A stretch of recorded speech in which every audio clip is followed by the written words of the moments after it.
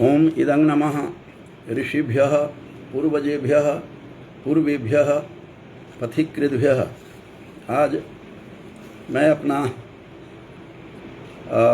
व्याख्यान संस्कृत साहित्य ही नहीं बल्कि वैदिक विद्वान मैक्स मुलर पर संक्षिप्त चर्चा कर रहा हूँ।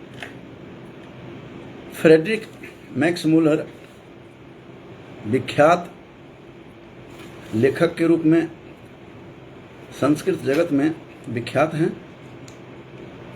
संस्कृतेतर जगत में भी लेखक के रूप में फ्रेडरिक मैक्स मुलर अत्यंत प्रथित हैं, इसमें कोई किसी को संदेह नहीं है। Max Muller was a great writer, researcher and a great orator. बहुत बड़े ओरेटर थे, लेखक थे, गवेषक थे और उत्तम वक्ता के रूप में विख्यात थे। तो वैदिक विद्वान मैक्स मुलर के ऊपर चर्चा कर रहा हूँ। मैक्स मुलर मूल रूप से जर्मनी के रहने वाले थे और मैक्स मुलर का जन्म 6 दिसंबर 1823 को मैक्स मुलर का जन्म जर्मनी के देसाउ नगर में हुआ। उनका पिता विल्हेम मुलर 1794-1827 इनका जो कार्यकाल रहा है इनके जीवन का। उनके पिता का एक पुस्तकालय के अधिष्ठाता के साथ साथ कविता भी लिखा करते थे। इनके फादर कवि भी थे। इस संस्कार उन्होंने अपने पिता से लिया था और किस प्रकार से वहाँ से गुजरता हुआ मैक्स मुलर का उद्भव एक विद्वान पिता के घर में होता है। मैक्स मुलर ने लिपजिंग विश्वविद्यालय में भाषा विज्ञान तथा तर्कशास्त्र का अध्ययन किया। लिपजिंग जो यूनिवर्सिटी थी और यही वह समय था जब संस्कृत के अध्ययन में उनकी रुचि बढ़ती है और 1844 में फ्रेज बाप और श्लीगल, 2 श्लीगल हुए हैं। तो फ्रेज बाप और श्लीगल के साथ अध्ययन करने के लिए वह बर्लिन जाता है और 1 वर्ष के बाद पेरिस पहुंचा। वहां उनके वेदों के फ्रेंच विद्वान से मुलाकात होती है और वर्नफ द्वारा चलाई जाने वाली जो ऋग्वेद की कक्षा वहाँ चल रही थी, उसमें प्रवेश ग्रहण करता है। किस प्रकार से विकास होता है, जिससे प्रकृति कुछ करवाना चाहती है उसको किस प्रकार से, किस परिस्थितियाँ भी प्रकृति प्रदान करती रहती है। तो ऋग्वेद के अध्ययन से उनके सामने एक नई दुनिया आ गई, एक दिशा बदलती है। और वेद का तो नाम लेते ही वेद स्वतः ज्ञान है। तो इस प्रकार से ऋग्वेद के अध्ययन में रुचि के साथ साथ उनके जीवन में एक नया रंग रूप आया, उनकी जिंदगी बदल गई।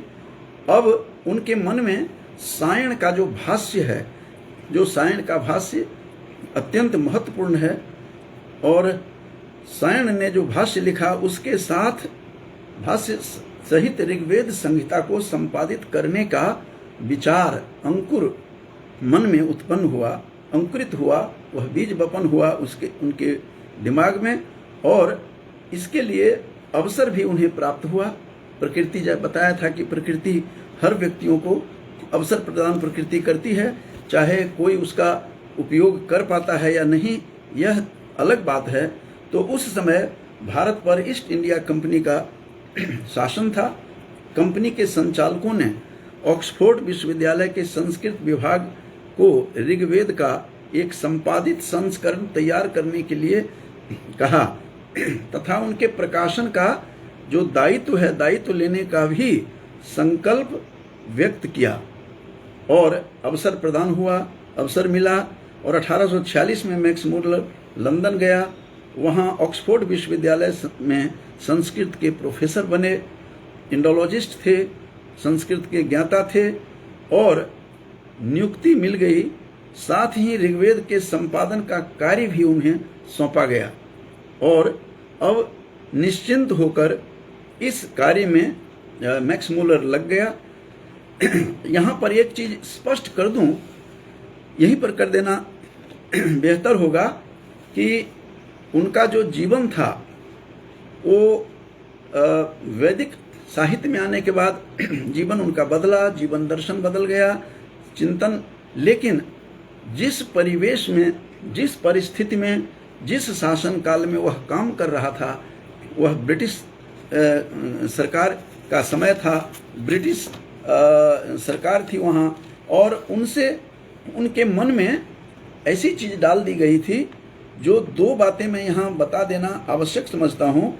दो विद्वान ऐसे हुए हैं जो मैक्स मूलर और मोनियर विलियम, दोनों वहीं के ऑक्सफोर्ड के प्रोफेसर रहे हैं, और दोनों ने अपनी पुस्तकों में यह स्पष्ट कर दिया है कि मंशा क्या थी अंग्रेज की, माने इंग्लिश सरकार जो थी, अंग्रेजी सरकार जो थी, अंग्रेजी हुकूमत थी, और उन दोनों के मन में विचार कौन सा चल रहा था। तो सबसे पहले आपको मैं एक उन्हीं के पुस्तक का रेफरेंस देता हूँ, life and letters of Friedrich Max Muller's, जो 1901 में मैक्स मूलर का निधन 1900 में उनका निधन हुआ, मृत्यु हुई, और उसके बाद उनकी पत्नी जॉर्जिया ने she collected all the letters, और उसके जीवन के ऊपर में life and letters of Friedrich Max Muller करके 1901 में उसके ग्रंथ को प्रकाशित किया। पत्नी का उनका बहुत बड़ा हाथ था, और जॉर्जिया ने, जो उनकी पत्नी थी, she collected all the letters written by Max Muller time to time, और उसको कलेक्ट करके बुक फॉर्म में लाया, बुक फॉर्म में दिया गया, और उसका बुक का नाम था life and letters of Friedrich Max Muller. उस पुस्तक में उनकी मंशा, और सरकार की मंशा कह सकते हैं, चूंकि मैक्स मूलर इंग्लैंड के थे नहीं, ये जर्मनी के थे, जर्मन थे स्कॉलर। लेकिन दूसरे जो थे मोनियर विलियम, जो खुद भी प्रोफेसर थे, मोनियर विलियम को का जो अंग्रेजी और संस्कृत जो इनकी डिक्शनरी है, इंग्लिश संस्कृत डिक्शनरी, बहुत ही प्रसिद्ध है। अभिज्ञान शकुंतलम पर भी व्याख्या लिखी, उन्होंने अंग्रेजी व्याख्या की, और उनका एक और पुस्तक जो है बहुत महत्वपूर्ण है, which I am going to quote here, that is Indian wisdom, भारतीय प्रज्ञा। उसमें भी उन्होंने अंग्रेज सरकार की मंशा को मंशा प्रकट की गई है, और पता चलता है इससे कि उनका मोटिव क्या था, उनका एम एंड ऑब्जेक्टिव क्या था पढ़ाने का। और उन्होंने साफ शब्दों में, पहले मैं फ्रेडरिक मैक्स मूलर की बात पढ़ करके सुना देता हूँ। डॉक्टर भवानी लाल भारती जो प्रोफेसर थे और पंजाब विश्वविद्यालय चंडीगढ़ में, और उनकी जो पुस्तक है जर्मनी के संस्कृत विद्वान, जो डीएवी से छपी है, डीएवी संस्था के द्वारा यह पुस्तक, तो उसमें उन्होंने स्पष्ट मंशा बताई गई है, जो यूरोप के संस्कृतज्ञों का इस विषय में अध्ययन में प्रवृत्त होने का एक अन्य प्रयोजन था। वह प्रयोजन क्या था कि भारतीय हिंदू धर्म को ईसाईयत से हीन सिद्ध करने की उनकी प्रवृत्ति थी। मोनियर विलियम्स तथा मैक्स मूलर ने अपने हार्दिक भाव को कहीं पर छिपा नहीं सके, और उन्होंने प्रकट कर दिया है कि मनोभाव को प्रकट करते हुए कहा है कि अपनी पत्नी को जो पत्र लिखता था उसका यह अंश देखें क्या है, जिससे पता चल जाता है उनकी मंशा, सरकार के जो ब्रिटिश गवर्नमेंट की, कि मेरा यह ऋग्वेद का संस्करण और अनुवाद भारत के भाग्य को निश्चित रूप से प्रभावित करेगा। ये लिख रहा है, यह वेद ही भारतीयों के धर्म का मूल है, क्योंकि वेद जो हैं अखिलो धर्म मूलम, जो हमारी मनुस्मृति कहती है। तो तथा इस मूल के शाखा प्रशाखा रूप जो भारतीय धर्म रूपी महाविश्वगत 3000 वर्षों से जो फल फूल रहा है, उसे नष्ट करने के लिए भारतवासियों को यह बताना भी आवश्यक है कि वर्तमान धर्म का मूल यह वेद कैसा है, ये खुद लिख रहे हैं।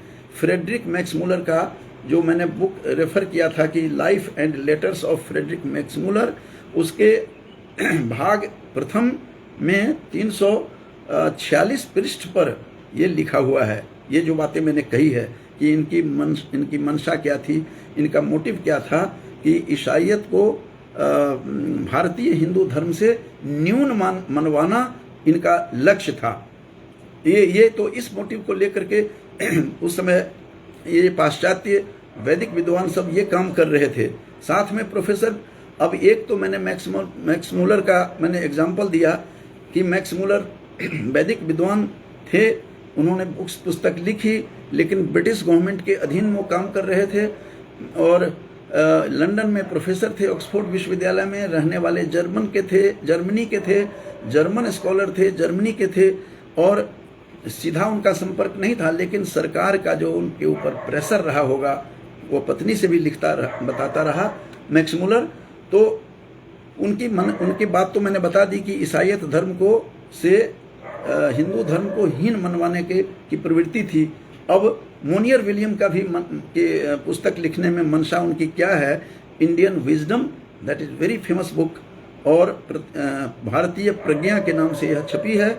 इसके भी इंडियन विजडम के प्रस्तावना के पृष्ठ 11 में स्पष्ट लिखा हुआ है, और वो क्या है कि कहता है कि इसमें यह स्पष्ट लिखा है कि अंग्रेजों को भारत पर शासन करने का अधिकार मात्र इसलिए नहीं था कि वे यहाँ रह करके विभिन्न राजनीतिक और सामाजिक परीक्षण करें अथवा व्यापार में उन्नति करें, अपितु विशाल भूभाग जो हमारे भारत का था, यह शासन सौंपने में मानी नियति की ही यह इच्छा थी कि भूभाग, इतना बड़ा भूभाग उसको सौंपा गया अंग्रेज को, यह सौंपने में मानो स्थिति नियति की यही इच्छा थी, भाग्य तो क्या थी, इस उपमहाद्वीप पर ईसाई धर्म के पुनरुद्धारक प्रभाव का सर्वत्र प्रचार प्रसार किया जाए, यह उनका उद्देश्य था। ये मोनियर विलियम खुद लिख रहे हैं अपनी बुक, जो प्रसिद्ध बुक है इंडियन विजडम, भारतीय प्रज्ञा, उसमें लिख रहे हैं, जिसकी प्रस्तावना का, उस पुस्तक की प्रस्तावना जो है उसके पृष्ठ 11 में वो लिख रहे हैं। ये दो कोट किया मैंने, दो राइटर्स का, जो मैक्समूलर और Monier William, both were the professors of Sanskrit in Oxford University. तो ये दोनों थे और दोनों की मंशा मैंने बता दी। दोनों में इतना अंतर है कि भवानी लाल भारती जी जर्मनी के संस्कृत विद्वान नामक ग्रंथ में वो लिख रहे हैं पुस्तक में कि यद्यपि मैक्समूलर वहाँ का नहीं था, उस गवर्नमेंट का पार्ट नहीं था, क्योंकि वो जर्मनी के थे, लेकिन मोनियर विलियम जो थे, who was very intelligent, और intelligently he has written in his own book Indian wisdom, और क्या लिख रहे हैं कि पुनरुद्धारक प्रभाव ईसाई धर्म का प्रचार प्रसार इनका इष्ट था, इनके मन में चल रहा था, इनके विचार में चल रहा था। तो दो पुस्तकों का मैंने कोट करके बताया। यहीं पर यह भी बता देना जरूरी है कि भारतीय युवाओं के लिए ये राइटर लिख रहे हैं कि दो बुक्स पढ़नी चाहिए, कि उनकी मंशा क्या थी, वो कौन से बुक्स पढ़नी चाहिए। तो पंडित भगवत दत्त की एक लघु ग्रंथ है, छोटा ग्रंथ, लेकिन that is very important just to जज the mind of western writers. That book is, वह बुक पुस्तक है कौन, क्या नाम है, तो western Indologist a study in motives. एक पंडित भगवत दत्त के ग्रंथ हैं। पंडित ब्रह्मदत्त भारती भी इस पुस्तक के बारे में एक लिख रहे हैं, मैक्समूलर अ लाइफ एंड मैस्क्वेड्स। ये लाइफ लॉन्ग मैस्क्वेड्स, ये इनके मंशा क्या है, इनके मन में कौन सी बातें चल रही थी, ये ब्रह्मदत्त भारती जी ने अपनी पुस्तक मैक्समूलर नामक जो पुस्तक है, ये लाइफ लॉन्ग मैस्क्वेड जो है, इसमें छद्म रूप में ये क्या कर रहे थे, ये कौन सी बात कर रहे थे, क्या स्वांग भर रहे थे, उनकी सारी मंशा को समझ सकते हैं। जो एरा बुक्स न्यू दिल्ली 1992 में it was published and it is very important book, जो सभी भारतीयों को, विशेष रूप से युवकों को पढ़नी चाहिए ये पुस्तक। और पढ़ने की सिफारिश प्रोफेसर भारती सिफारिश कर रहे हैं, कह रहे हैं कि ये पढ़ना चाहिए। और इस प्रकार से दो पुस्तकों को मैंने बताया कि मोनियर विलियम के और Max Muller, Friedrich Max Muller, दोनों के पुस्तकों में उनकी मंशा बताई जा रही है कि वह क्या चाहते थे। अब मैं फिर भी जो भी कुछ इनकी मंशा हो, लेकिन इतना बड़ा काम किया, और यह काम कब किया ये भी बता दूं कि चार्ल्स विकिंस और विलियम जोन्स जो 1783 में इंडिया में आए थे न्यायाधीश बन करके, नाइटहुड जो सर की उपाधि है वो दी गई उनको, वो भारत आते हैं। और चार्ल्स विल्किंस से भी इनकी मुलाकात होती है, जो मात्र सिंपल वो क्लर्क थे, लेकिन पढ़ने में रुचि थी, धीरे धीरे बंगला पढ़े, संस्कृत के विद्वान हुए। और ये भी यही बता दूं मैक्स मुलर के ही प्रसंग में कि चार्ल्स विकिंस जो थे और वो मिलकर के एस्थेटिक सोसाइटी के मेंबर बने, और विलियम जोन्स ने जो संस्था बनाई एस्थेटिक सोसाइटी कलकत्ता में, बहुत सारी पुस्तकों का प्रणयन हुआ, लिखा गया, कमेंट्रीज लिखी गई।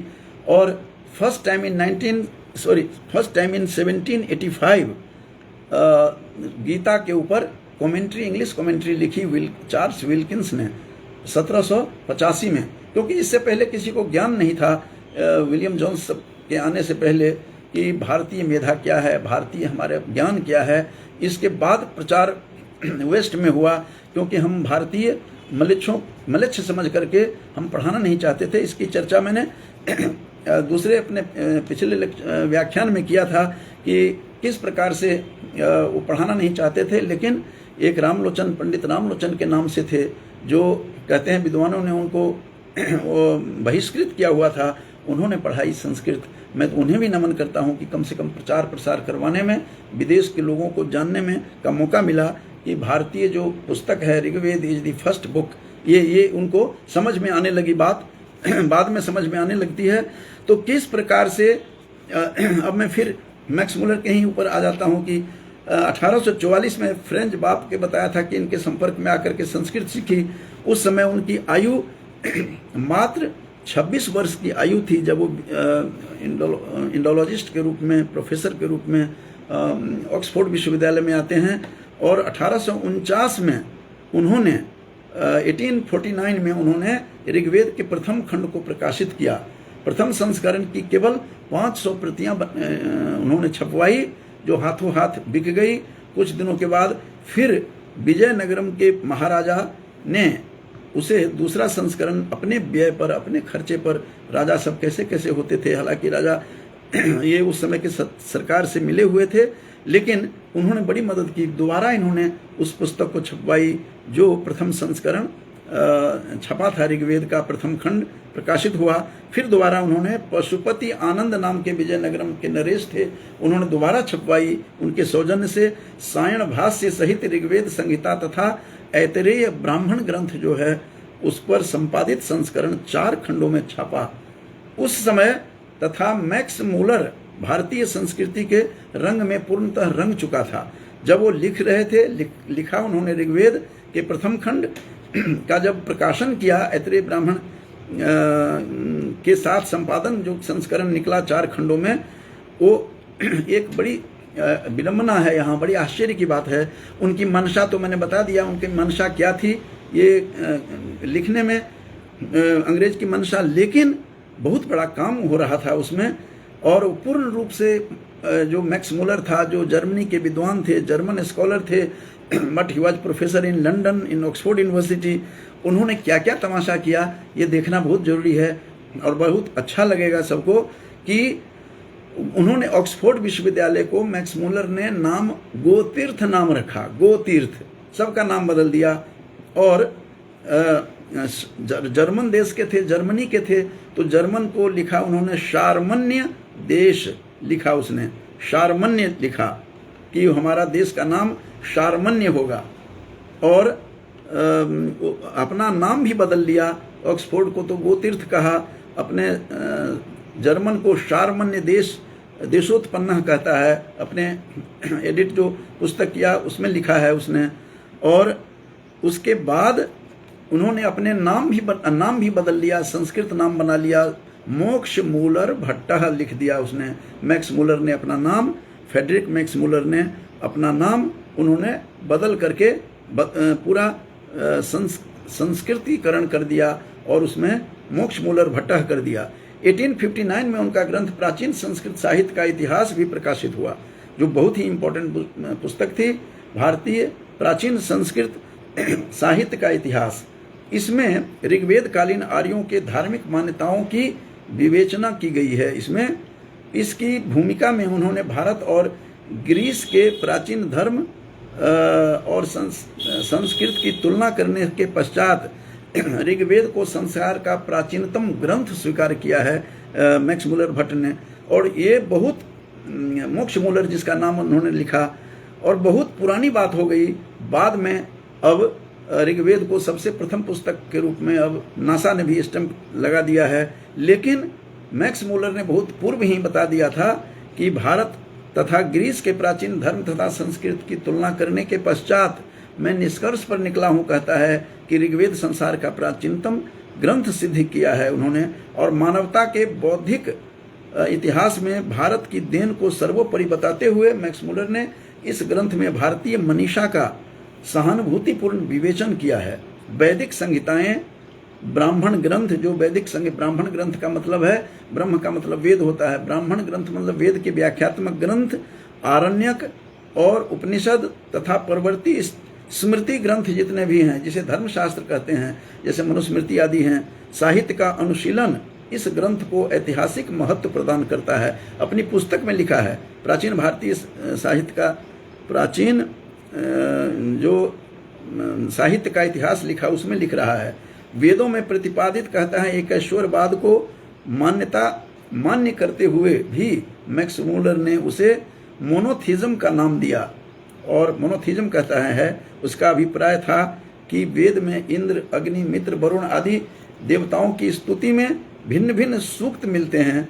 वे तत्त सूक्त प्रतिपाद्य देवताओं को ही विश्व का सर्वोच्च संचालक, नियामक, विधाता मानते हैं, परंतु अनेक सूक्त ऐसे भी हैं उनके जिनमें इन देवताओं की अभिन्नता भी स्वीकार की गई है। मैक्समूलर लेखक, जैसा कि मैंने बताया था इन वेरी बिगिनिंग कि he was a great writer, researcher and great orator. वो बहुत बड़े ओरेटर थे मैक्समूलर। उनका चरित्र ऐसा पता लगा कि वो लेखक तो थे ही, गवेषक भी थे, रिसर्चर भी बहुत जबरदस्त थे, भाषा शास्त्री भी थे और अच्छे उत्तम वक्ता के गुण से संपन्न थे। प्राच्य विद्याओं पर बोलने के लिए उसे प्रायः निमंत्रित किया जाता था, जगह जगह उनको बुलाया जाता था लेक्चर्स के लिए, और उनके व्याख्यान chips from a German workshop शीर्षक से 4 भागों में छपे थे। मानव की बौद्धिक और आत्मिक उन्नति के ज्ञान के लिए मैक्समूलर धर्म के विकासात्मक अध्ययन को आवश्यक मानता था। वैदिक धर्म के अतिरिक्त उसने पारसी धर्म के जेदावस्था जो है, जिंदावस्था जिसको कहते हैं, तथा बौद्धों के त्रिपिटक ग्रंथ सब हैं, बौद्ध धर्म के त्रिपिटकों का भी अध्ययन किया। कितना बड़ा अध्येता था, लर्नर था, ओरेटर था, गवेषक कैसा था वो, कि भारतीय धर्मों के संदर्भ में उसने धर्म की उत्पत्ति एवं विकास शीर्षक से भी अन्य ग्रंथ लिखा उसने, जो धर्म की उत्पत्ति और उद्भव और विकास, उसका संग्रह लेखन तथा शोध कार्य sacred books of the east series ग्रंथमाला में के 50 खंडों में प्रकाशित हुआ। कितना बड़ा राइटर था, कल्पना तीत बातें लगती है। वेदों के अनेक महत्वपूर्ण सूक्तों, वेदों के सूक्तों, प्रमुख उपनिषदों तथा बौद्ध धर्म के सर्वमान्य ग्रंथ जो हैं, बौद्ध धर्म का धम्म पद कहते हैं, धर्म पद को पाली भाषा में धम्म पद, और उसके अनुवाद की महत्वपूर्ण तथा उपयोगी हैं जो उन्होंने किया है। और मैक्समूलर ने भाषा विज्ञान पर जो व्याख्यान देते रहे, तो 2 खंडों में 1891 में भाषा विज्ञान के नाम से इनका ग्रंथ छपा, साइंस ऑफ लैंग्वेज। ये 1891 में। Here I would like to add one more thing जो बहुत महत्वपूर्ण है, कि इनसे बहुत पहले 1900 से भी पीछे, काफ़ी पुरानी बात है, इन्होंने एक प्रोफेसर सईस थे जो ऑक्सफोर्ड में थे, उन्होंने ग्रंथ साइंस ऑफ लैंग्वेज लिखा था। बाद में 1900 में उनका ग्रंथ जो था वो एक खंड में आया, वो बहुत ही महत्वपूर्ण है।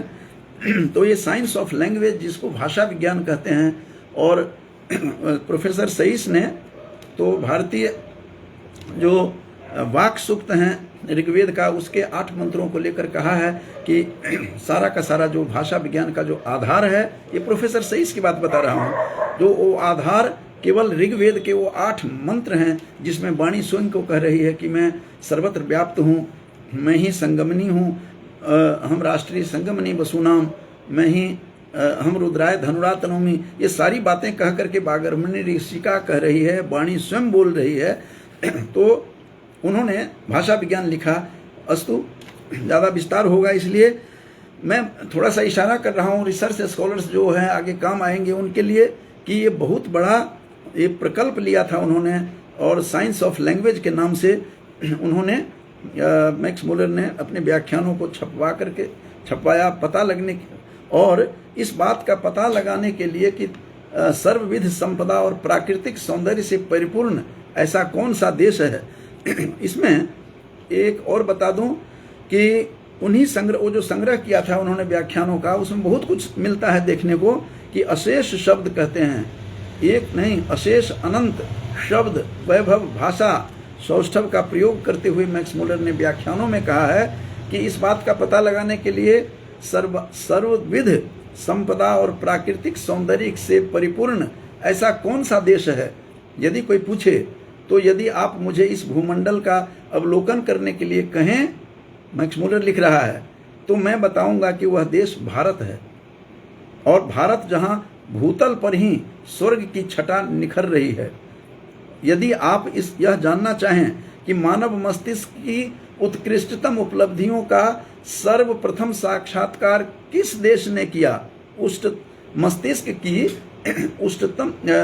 उत्कृष्टतम उपलब्धियों का प्रथम साक्षात्कार किसने किया होगा, किस देश ने, तो यह जीवन की सबसे बड़ी समस्याओं का विचार कर उसमें कईयों ने ऐसे समाधान ढूंढ निकालने में सफल हुए हैं।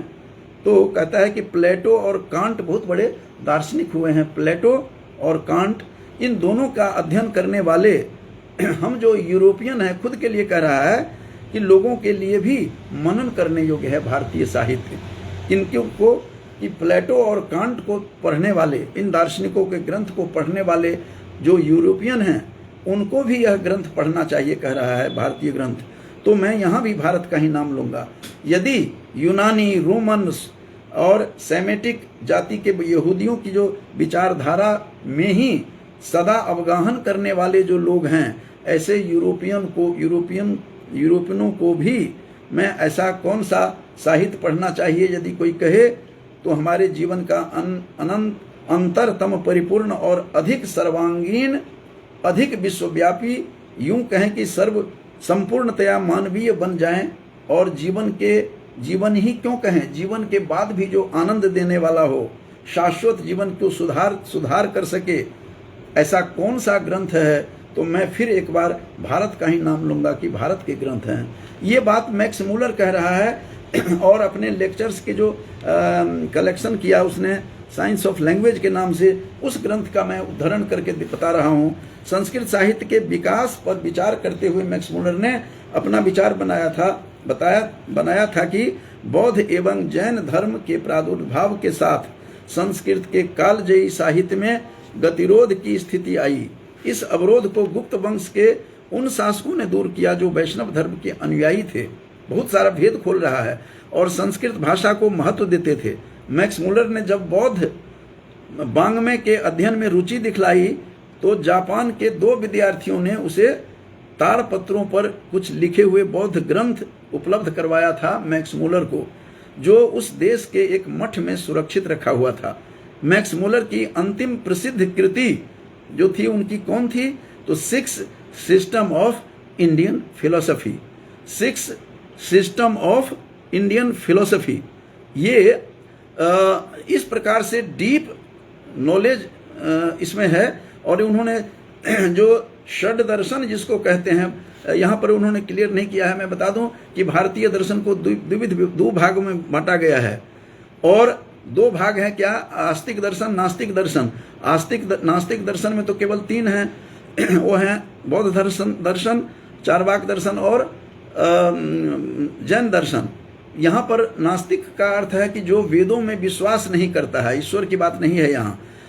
और बाद में जो आस्तिक दर्शन के 6 भाग हैं जिस पर उन्होंने लिखा 6 सिस्टम्स ऑफ इंडियन फिलोसफी, तो 6 जो भाग हैं उसमें हैं योग हैं, सांख्य हैं, वैशेषिक हैं, मीमांसा हैं, ये सारे जो षड दर्शन जिसको कहते हैं उनको उन्होंने पुस्तक लिखी। लास्ट पुस्तक थी, कहते हैं अंतिम प्रसिद्ध कृति the 6 system of Indian philosophy. इसका प्रकाशन 1889 में लंदन में हुआ, चूंकि he was professor of Sanskrit in London university, तो इसीलिए भारतीय दर्शन ने उस पर अमिट प्रभाव पड़ा था भारतीय दर्शन का।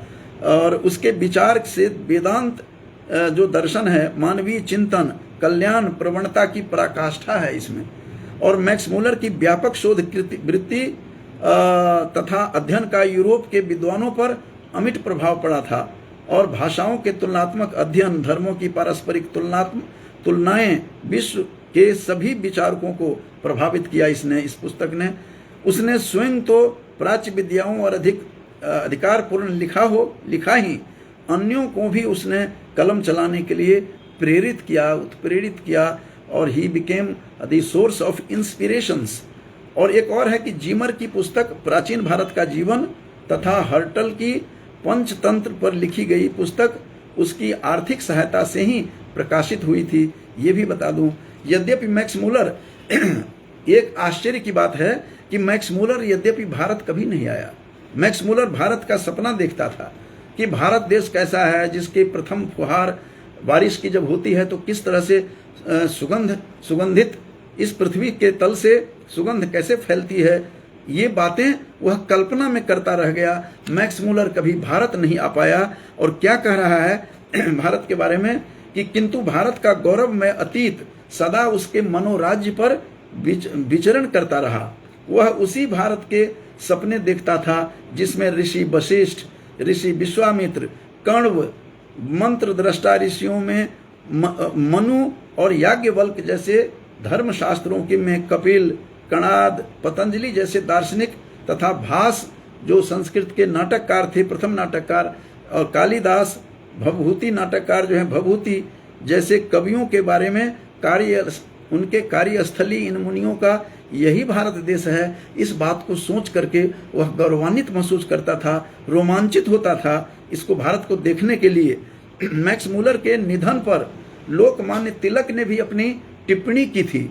ये महत्वपूर्ण बात है कि लोकमान्य तिलक ने टिप्पणी करते हुए इनके निधन, जब इनका 1900 में इनकी मृत्यु हुई, तो इन पर टिप्पणी करते हुए कहा कि भारत का प्रगाढ़ मित्र तथा प्रशंसक था मैक्स मूलर, अब उस देश से चला गया, अब इस विश्व से चला गया, इस दुनिया से चला गया। इस तरह की बात लोकमान्य तिलक ने भी कमेंट किया उनके बारे में। 28 अक्टूबर 1900 को ऑक्सफोर्ड में ही उनकी मृत्यु होती है।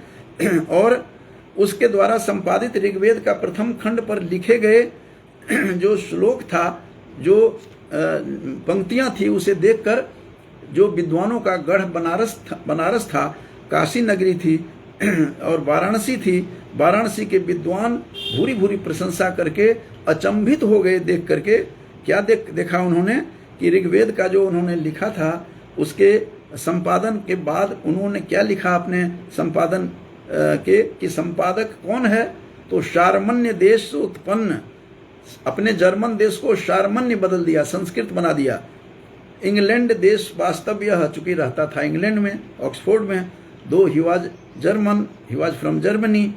और श्री मोक्ष मूलर भट्ट, ये उनके ऋग्वेद के जो एडिट किया उसमें उन्होंने लिखा दिखाई दिया कि मैक्स मूलर भट्ट, इस प्रकार से लिखा हुआ था, जिसे देखकर लोग अचंभित हुए, बनारस के विद्वान अचंभित हुए थे कि अपने नाम को बदल लिया, ऑक्सफोर्ड को गो तीर्थ कहना शुरू कर दिया, ऑक्सफोर्ड विश्वविद्यालय का नाम गो तीर्थ कहना शुरू किया। इस प्रकार का विद्वान ऑक्सफोर्ड था, ऑक्सफोर्ड विश्वविद्यालय में मैक्स मूलर था। और जो उनकी पत्नी उसके मरने के बाद जो life and letters of Friedrich Max Muller London से प्रकाशित करवाया था उसका ग्रंथ। इस प्रकार की बातें हमें देखने को मिलती है। एक और बात बता देना यहाँ आवश्यक है कि बहुत सारी पुस्तकें उन्होंने लिखी, जैसा कि बताया 1891 में भाषा विज्ञान लिखा, साइंस ऑफ लैंग्वेज। और भारत में मैक्स मूलर की सर्वाधिक चर्चित जो पुस्तक कौन सी थी? India what it can teach us. ये पुस्तक बड़ी महत्वपूर्ण थी। जो IAS से पूर्व AICS होता था, इंडियन सिविल सर्विसेज, उसके लिए जो प्रशिक्षणार्थी होते थे उनके लिए विशेष रूप से प्रिस्क्राइब्ड था कोर्स में कि अवश्य पढ़ना चाहिए इस पुस्तक को। India what it can teach us, ये मैक्स मूलर ने लिखी थी और ICS करने वाले लोगों को ये पढ़ने के लिए प्रिस्क्राइब्ड किया हुआ था।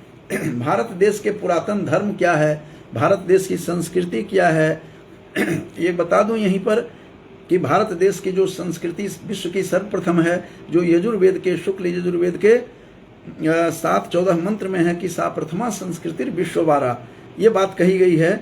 तो उसी बात की चर्चा की है कि धर्म, संस्कृति, सभ्यता, जीवन पद्धति से परिचित कराने के लिए मैक्स मूलर ने जो जो व्याख्यान टाइम टू टाइम देते रहे अलग अलग संस्थाओं में, इंस्टीट्यूशंस में, उन्हीं का संग्रह यह पुस्तक है जिसका नाम है India what it can teach us.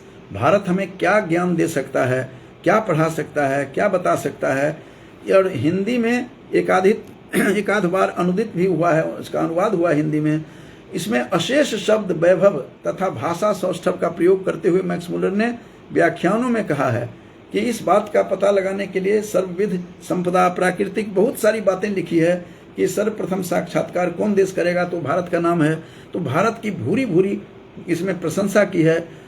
Bharat की प्रशंसा के लिए तो पुराणों में भी कहा गया है कि गायन्ति देवाः किल गीतकानि, ये देवता भी गीत गाते हैं, भारत की प्रशंसा करते हैं। इस प्रकार की बातें पुराणों में हमें देखने को मिलता है। और इस प्रकार सारी पुस्तकों को लिखा मैक्स मूलर ने। यद्यपि मैक्स मूलर जर्मनी का जन्म था, उनका जर्मनी में जर्मन स्कॉलर था। और जो दूसरे जो थे उनके बताया था कि मैंने जो पुस्तक तो लिखते रहे, ये दो विद्वान थे जो दोनों ऑक्सफोर्ड में थे। एक मोनियर विलियम जो थे ही रहने वाले वहीं के, उनका शासन के वो पार्ट थे अंग्रेजी शासन का। तो वो क्या लिखते थे, तो वो ईसाई धर्म को बढ़ावा देने के लिए प्रचार प्रसार करने से का उद्देश्य था। लेकिन मैक्स मूलर तो उस देश का नहीं था, ये भवानीलाल भारती जी बता रहे हैं। लेकिन चूंकि किसके शासन में लिख रहा था, किनके पैसों से लिख रहा था मैक्स मूलर, तो उसका प्रभाव तो उस पर प्रभाव तो दिखाई ही देगा। तो प्रभाव दिखाई दे रहा है, किंतु मैक्स मूलर का बहुत बड़ा योगदान है जो मैक्स मूलर देख करके अचंभित, मैक्स मूलर के उस पंक्ति को देख करके विद्वान भी अचंभित थे, बनारस के विद्वान, कि किस प्रकार की बातें वो कह रहे हैं, भारत का कितना गुणगान गा रहे हैं। तो मैक्स मूलर का व्यापक शोध वृत्ति अध्ययन यूरोप के विद्वानों पर अमिट छाप पड़ा और भारत में ही नहीं संपूर्ण विश्व में जो थे मैक्स मूलर प्रसिद्ध हो गए। तो आज का मेरा वक्तव्य यही था कि वैदिक विद्वान मैक्स मूलर किस प्रकार से हम उसको देख रहे हैं। यद्यपि वह अंग्रेजी सरकार की हुकूमत के अंदर काम कर रहा था और मोनियर विलियम जो थे उन्होंने भी अपनी किताब में इंडियन विजडम में अपनी बात को छिपा नहीं सके कि उनकी धारणा क्या थी, अपनी ईसाईयत धर्म का प्रचार करना था। लेकिन चाहे कुछ भी हो, इन लोगों ने बहुत बड़ा काम किया है और बहुत बड़ा काम किया और वेदों को के लिए भी काम किया। साइंस ऑफ लैंग्वेज में सारा भारत का स्थिति बताई। और मैक्स मूलर भारत में कभी आया नहीं, वैसे तो मोनियर विलियम भारत में आया था। ये भी कह करके समाप्त कर रहा हूँ कि मोनियर विलियम एक धर्म सम्मेलन में भारत आता है और मुंबई में महर्षि दयानंद से उनकी मुलाकात होती है। यद्यपि महर्षि दयानंद ने भी अपनी पुस्तक में मैक्स मूलर की चर्चा की है। और एक मोनियर विलियम से तो उनकी मुलाकात ही होती है। मोनियर विलियम उनको मिले और पूछा कि व्हाट इज धर्म, हे महर्षि, धर्म क्या है? तो मैक्स मोनियर विलियम को महर्षि दयानंद ने कहा कि पक्षपात रहित न्याय करना ही धर्म है। सभी जजेज और एडवोकेट्स जो हैं उनके लिए भी ये बहुत बड़ा धरोहर है, बहुत ज्ञान का स्रोत बना हुआ है। तो इस प्रकार से हम यह देखते हैं कि कितना उनका कितना बड़ा योगदान था, कितना बड़ा काम किया उसने, और इस काम के करते रहे। और बहुत कुछ उन्होंने, मैक्स मुलर ने लिखा, बहुत कुछ दिया, और पुस्तकें इनकी बड़ी प्रसिद्ध हुई। जिन्होंने अपने भारतीय रंग में रंग भी गए थे। यदि वो भारत नहीं आ पाए थे, उनकी पत्नी जॉर्जिया ने भी अंत में अपनी उनकी जो पुस्तक थी लेक्चर्स का और पत्र जो लिखा करते थे पत्नी को, तो उनकी पत्नी ने life and letters of F Max Muller, F से है फ्रेडरिक मैक्स मुलर पूरा नाम, 1921 में यह छपी थी। तो इतना जिसकी चर्चा महर्षि दयानंद ने भी की है, जिनकी चर्चा ये जो विवेकानंद ने भी कहा कि आज जब वो मरने पर उनको कहा था कि आज ऐसा लगता है जैसे वो भारत के वो शुभचिंतक थे और ऋषियों की तरह उनकी प्रवृत्ति थी। इस प्रकार से उन्होंने भी कमेंट किया इनके बारे में। और इन्हीं सब बातों के साथ आज का मेरा जो वक्तव्य था कि वैदिक विद्वान मैक्स मुलर, तो यही इस चर्चा मैंने थोड़ी बहुत की है। आज काफ़ी लोग, इससे पहले भी लोग जुड़े हुए थे, एक उपाध्याय भी जुड़ी हुई थी, और हमारे शिष्य राजवीर भारद्वाज इससे पूर्व भी जुड़ा हुआ था। मैं अब दोबारा इसको मैं संक्षिप्त में कहा, वो बहुत लंबा 1 घंटे का हो गया था। अनिल कुमार गुप्ता जी सदा जुड़ते रहते हैं, उनको भी मैं नमन करता हूँ। और मेरा पायलट अंकित सैनी भी इसमें दिखाई दे रहे हैं। इससे पूर्व हमारे मित्र जो थे, शाहबाद के प्रोफेसर थे पॉलिटिकल साइंस के, वो हरपाल सैनी जी, प्रोफेसर हरपाल सैनी जी, वो भी सुन रहे थे। जसविंदर गोराया जी भी बराबर जुड़े रहते हैं। तो मैं सबको शुभकामनाएं देते हुए अपनी वाणी को विराम देता हूं। आज का मेरा वक्तव्य केवल वैदिक विद्वान मैक्स मुलर आज का विषय था कि किस प्रकार से 1785 में चार्ल्स विकिंस ने भी अंग्रेजी व्याख्या की, उसके बाद विल्सन, उसके बाद जोन्स आए, और उसके बाद बहुत सारे पाश्चात्य विद्वानों का उद्भूत हुआ, जिन्होंने अपनी लेखनी चलाई भारतीय शास्त्रों पर, विद्याओं पर। इन्हीं शब्दों के साथ अपनी वाणी को विराम देता हूँ। जयतु संस्कृतम, जयतु भारतम। धन्यवाद।